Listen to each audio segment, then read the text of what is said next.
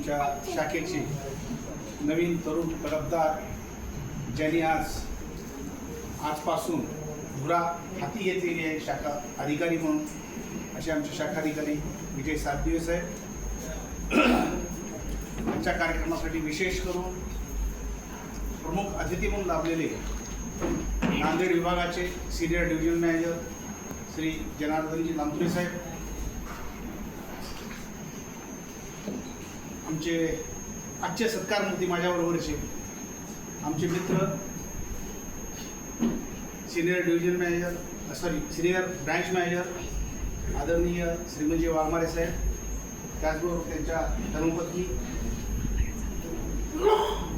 शाखेचे सहाय्यक प्रशासनिक अधिकारी श्री सप्रा साहेब, श्री वाले साहेब,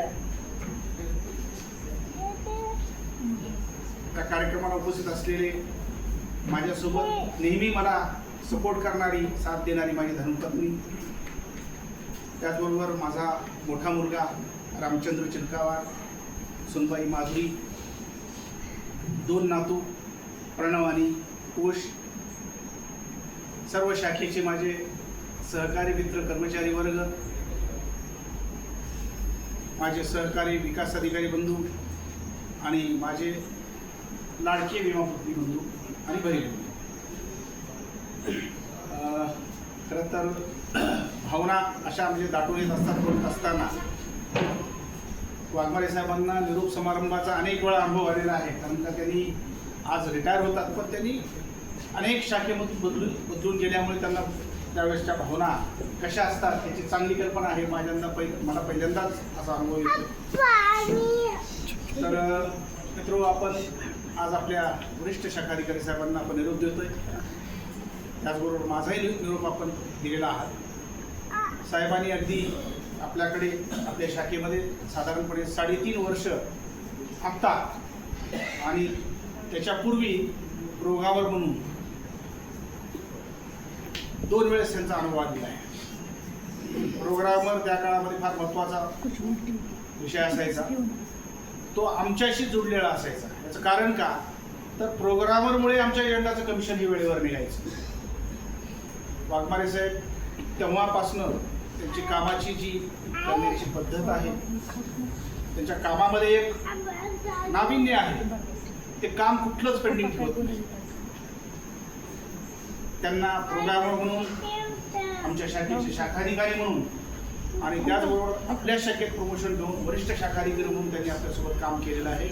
अशा तिहेरी भूमिकेमध्ये आपण त्यांना बघितलेलं आहे.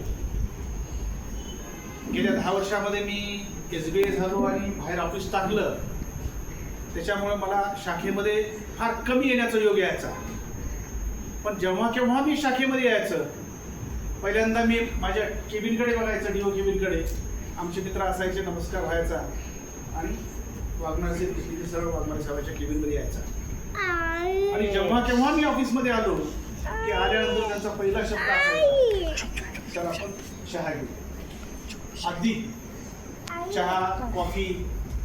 मग आता जर आम्ही दोघंही बगर सागरची ब्लॅक कॉफी घेतो, तर एक व्यक्ती म्हणून कसा असावा, कुटुंब करता कसा असावा, तर आपल्या वाघमारे साहेबांना असावा. आपण सगळ्यांनी त्यांचं भरभरून कौतुक केलेलं आहे. तुमच्या सर्व भावनाशी, सर्व तुम्ही जे काही तुमचे विचार या ठिकाणी व्यक्त केलेले आहेत, त्या विचारांशी मी सुद्धा सहमत आहे. अगदी LICनं साहेबांची 34 वर्ष नोकरी, साधारणपणे 34 वर्ष प्रदीर्घ सेवा करून आज रिटायर होत आहे. मी त्यांना, त्यांच्या कुटुंबियांना, त्यांचं आरोग्य अगदी ठणठणीत राहू. साहेब म्हणतात तसं अनेकांनी सांगितलेलं आहे की साहेबांनी फार तब्येतीची खूप काळजी घेतात. त्यांचा आहार म्हणजे मोजकाच असतो, काही असं खात नाही. म्हणजे अशी व्यक्ती नक्कीच ह्याच्यापुढे सुद्धा अगदी तंदुरुस्त ठणठणीत राहणार आहे, त्याच्याबद्दल कुठली शंका नाही. मी ईश्वरचरणी प्रार्थना करतो की त्यांना दीर्घायुष्य लाभो. आणि आतापर्यंत सगळ्यांनी म्हणलं तसं हे ॲडमिनिस्ट्रेशन असल्यामुळे त्यांना फारसा वेळ त्यांना देता आला नाही, पण आता आपण आपल्या फॅमिलीसाठी जास्तीत जास्त वेळ द्यावा, सगळ्या मित्रांसोबत राहावं आणि अगदी आज जसं तुम्ही नावलौकिक मिळवलेलं आहे याच्यापुढे सुद्धा आपण चांगलं नावलौकिक मिळवावं, अशा प्रकारच्या भावना मी माझ्याकडनं व्यक्त करतो. मित्रो, आपण सर्वांनी माझ्यासाठी खूप चांगल्या भावना या ठिकाणी व्यक्त केलेल्या आहेत, चांगले विचार दिले आहेत. मी तुमच्या सगळ्यांच्या भावनाचा मी आदर करतो. सर, मी सर्वसामान्य कुटुंबातून आलेलो आहे. ह्याच्यापूर्वी मी खाजगी नोकरी पण केलेली आहे. त्याचबरोबर एका संस्थेत, नॉन ग्रँटेड संस्थेमध्ये मी अनग्रँटेड टीचर म्हणून सुद्धा काम केलेलं आहे. आणि त्याचबरोबर LIC मध्ये विमा प्रतिनिधी म्हणून 11 महिने काम केलेलं आहे. बऱ्याच लोकांना माहीत नाही. माझी अपॉइंटमेंट आहे 27 जून 1989 ॲज ए LIC एजंट. ज्यावेळेस SR पिटलावर साहेब त्या शाखेमध्ये नुकत्यानंच असिस्टंट ब्रँच मॅनेजर झालेले होते, देगलूर ब्रँचमध्ये.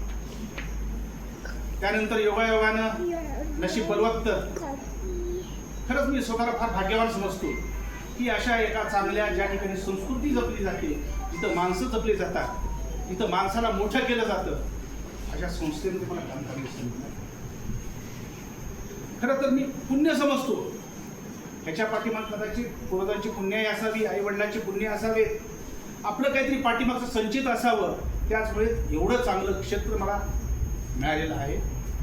त्यामुळे जे मी सामान्य माणूस होतोय, आज एक चांगला सेटल झालेला, सर्वांच्या, जसं आपण सांगितलेलं आहे, अहमदपूर आणि चाकूर तालुक्यामध्ये असं सर क्वचितच गाव सापडते ज्या ठिकाणी आमची कोणी ओळख त्या ठिकाणी निघत नाही.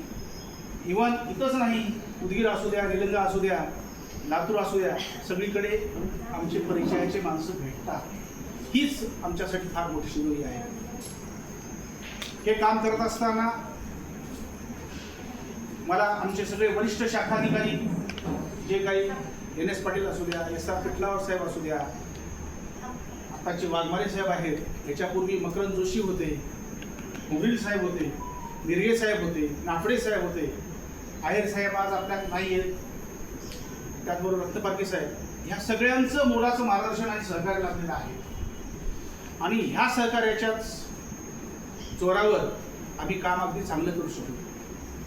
मित्र, हे काम करत असताना माझ्या व्यक्तिगत एजंटाचं फार मोलाचं सहकार्य असं लाभलेलं आहे. आणि सर, सांगायला मला या ठिकाणी अभिमान वाटतो की प्रोबेशनपासूनच डिव्हिजनच्या टॉप 25 मध्ये आमचं नाव कायमचं असायचं. आजही रिटायर होत असताना टॉप 20 मध्ये मी असू द्या, आमचे सहकारी कादरी साहेब, जोशी साहेब, आम्ही कायमचं ह्या टॉप 25 मध्ये राहण्याचं काम केलेलं आहे. हे आम्ही काम केले म्हणजे हे माझं वैयक्तिक काम नाहीये. माझे सर्व विमा प्रतिनिधी यांनी जो मला सहकार्य केलंय, काम करण्यामध्ये मला जी साथ दिलेली आहे, त्यांच्या जोरावर मी आज करू शकलो. अगदी सन्मानानं आज मी रिटायर होतो. सर, माझ्या आयुष्यामध्ये तो LIC मधला एक MDRT बनवणं ही साधी गोष्ट नाहीये. पण सर, मी माझ्या ऑर्गनायझेशनमध्ये 6 MDRT प्रोड्यूस करू शकलो. याचा मला अभिमान आहे, आनंद आहे की मी करू शकलो. आणि माझे एजंट अगदी सर 1990 पासून मी LIC मध्ये 1 मार्च 1990 मध्ये लागलो. 2 महिने सातारा ट्रेनिंग, मार्च आणि एप्रिल, आणि मे मध्ये उदगीर ब्रँचची ट्रेनिंग मला मिळाली आणि उदगीरला पोस्टिंग मिळाली. त्यावेळेस अहमदपूर शाखा नव्हती. पण त्याच्यापूर्वी जस्ट नुकतंच लावतरे साहेबांनी विकासाधिकारी म्हणून काम करत असताना त्यांनी जो काम केलेलं आहे मी ते बघितलेलं आहे. कादरी साहेबांनी त्याचं वर्णन केलेलं आहे. त्यांच्याच जागी आमच्या 2 विकास अधिकाऱ्यांची भरती उदगीर ब्रँचला झालेली आहे. नंतर मग मोगे म्हणून त्यांनी उदगीरला राहिले आणि माझी पोस्टिंग 1 जून 1990ला अहमदपूरला मला हेडक्वार्टर मिळालं. आणि कादरी साहेब म्हणतात तसं आमच्या जुन्या डेव्हलपर्सची मला ह्या प्रसंगी त्यांची आठवण कायमची येणार आहे. रेड्डी साहेब असू द्या, नाना असू द्या, बुधवारी सहकारी होते, आज नाही आहेत. ह्या लोकांनी शाखा अहमदपूरला व्हावी म्हणून जीपला पाठी लावून फिरायची. त्याच्या 3 वर्ष अगोदरपासून शाखा झाली पाहिजे हे टार्गेट जे LIC देत होतं दरवर्षी. यावर्षी 4 कोटी समॅश्वर करायचा. आता समॅश्वरची गोष्ट होत नाही. 4 कोटी केली, 4 कोटी केल्या, दुसऱ्या वर्षी 5 कोटी करा, 5 कोटी समॅश्वर केली, त्यानंतर 6 कोटी करा, 6 कोटी अहमदपूर शाखेने केलं. तेव्हा कुठं 1 सप्टेंबर 1990 मध्ये अहमदपूर आणि सिल्लोड आणि शिडको ब्रँच ह्या 3 शाखेला सेंट्रल ऑफिसनी परवानगी दिली, गव्हर्नमेंटनी परवानगी दिली आणि त्या शाखा स्थापन झाल्या. तेव्हापासून मी आज या ठिकाणी आहे. मी माझं परम भाग्य समजतो. हे काम करत असताना मला माझ्या पत्नीची खंबीर साथ मिळाली.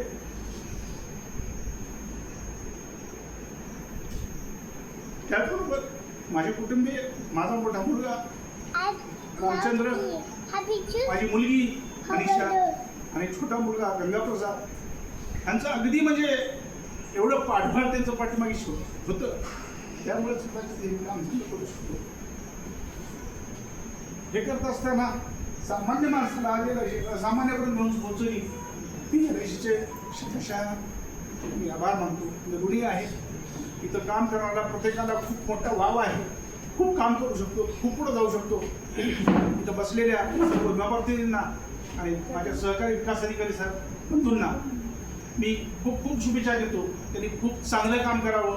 आपलं नाव अहमदपूर शाखेमध्येच नाही तर विभागामध्ये चांगलं करावं आणि आपण ज्या अपेक्षा व्यक्त केल्या त्याबरोबर त्याचप्रमाणे LICनं आता आम्हाला लाईफ इन्शुरन्स असोसिएट करण्याची संधी दिलेली आहे.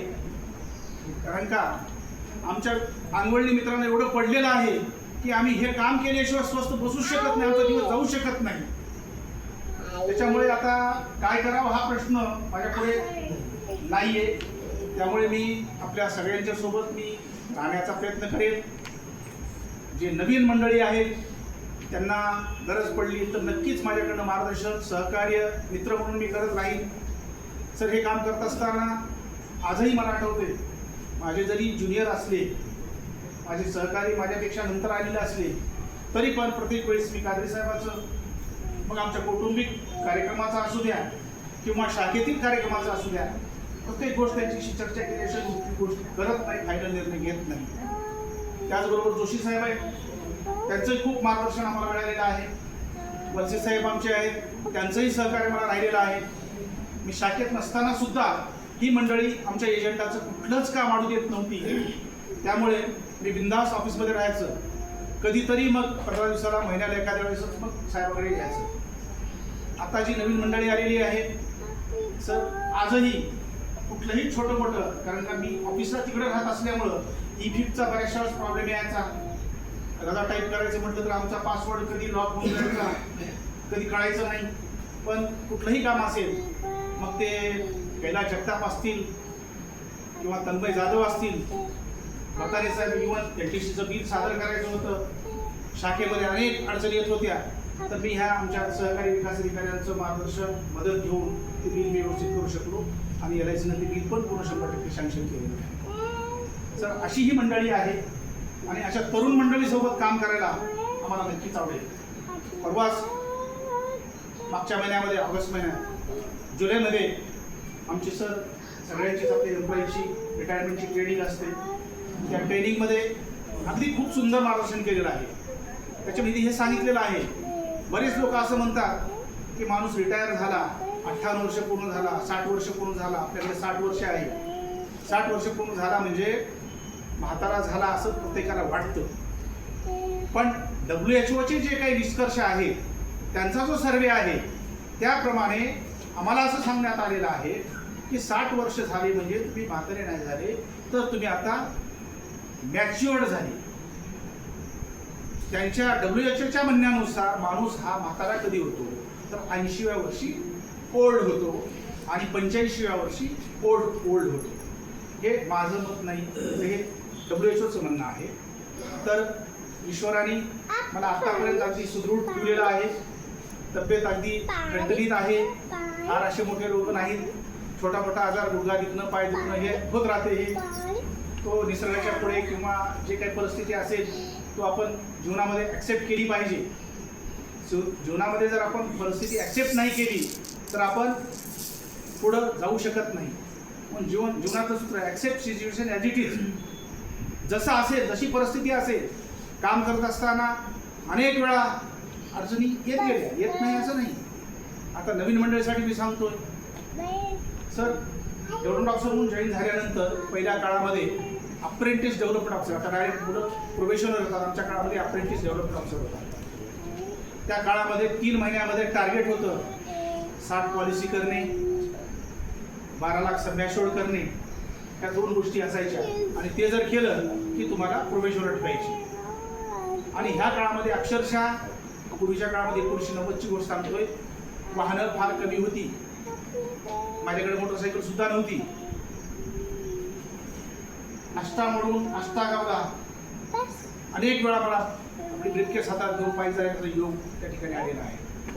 किंवा वडवळ नांगराला जात असताना बऱ्याचशा वेळेस घर नेऊन पायी वडवळ नांगरातला गेलेला आहे. आणि लातूर रोडवरनं वडवळ नांगरातला रेल्वे पट्टीच्या ट्रॅकच्या बाजूला ट्रॅक्टरसाठी जो रस्ता होता त्या रस्त्याने जाण्याचं योग आलेलं. आणि हे करत असताना अनेक प्रसंग असे आले की आठवड्यातनं 2 दिवस 3 दिवस तर मला एजंटच्या घरी मुक्काम करावा लागायचा. गेल्यानंतर वेळ होऊन जायचा, साहेब म्हणायचे मुक्काम करा. आणि मुक्काम करायचं. आता आपल्याकडे राजमानी साहेब नाही, त्यांच्याकडे दर शनिवार ठरलेला असायचा. शनिवारी ती दुपारी सुट्टी असायची त्यांची. साहेब मला म्हणायचे तुम्ही शनिवारी या. शनिवारी दुपारी जर गेलं, शनिवारी जायचा तर दुपारी त्यांच्यासोबत स्वयंपाक खायचा, त्यांच्यासोबत 1-2 गावात फिरायचं, रात्री संध्याकाळी नळेगावला त्यांच्याकडे मुक्कामाला जायचं. आणि रात्री थांबल्यानंतर रविवारचा दिवस त्यांना सुट्टीचा असायचा. दिवसभर मोटरसायकलवर 100 किलोमीटर फिरून यायचं. 1, 2, 3, 4 गावं करायचे.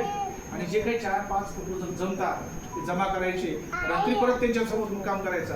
दुसऱ्या दिवशी सकाळी परत त्यांना घेऊन त्यांच्या ड्युटीच्या गावापर्यंत पोहोचायचं. काम करत करत सकाळी गाव त्यांना सोडून यायचं.